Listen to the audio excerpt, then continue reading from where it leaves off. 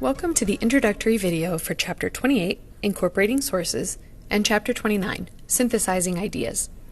This video previews the chapters and goes over some of their most important points. When you're talking or messaging with your friends or family, you don't necessarily need to explain where you found your information or cite your sources.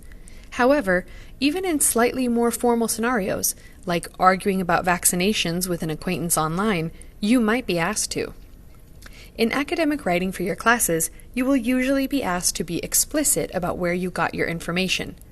Chapter 28 offers 3 methods for incorporating sources: quoting, paraphrasing, and summarizing. When deciding whether to quote, paraphrase, or summarize, consider what you want to achieve.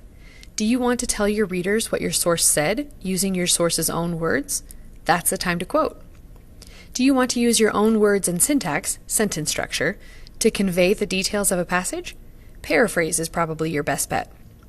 Finally, when you want to convey just the main idea or points of a lengthy passage, but the details aren't important, that's when you summarize.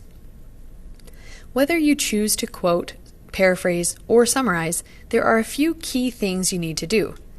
Introduce your source and identify their credentials, explain the passage you're incorporating and how it connects to your thesis, and cite the original source.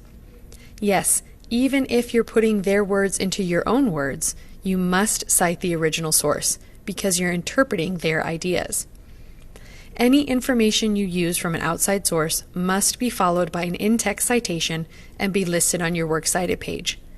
Make sure to consult Chapter 28 for specifics about how to include outside sources using correct punctuation and formatting.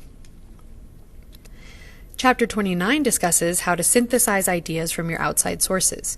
In other words, how do you move from what your sources say to what you say? In its most basic form, synthesis is bringing together material from various sources to create something new.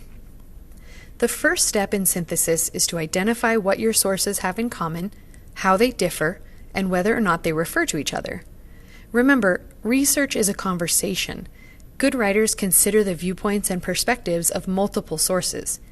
Your sources are in conversation with each other, a conversation that you're now ready to join. When you understand the conversation among your sources, then add your own ideas, you're synthesizing.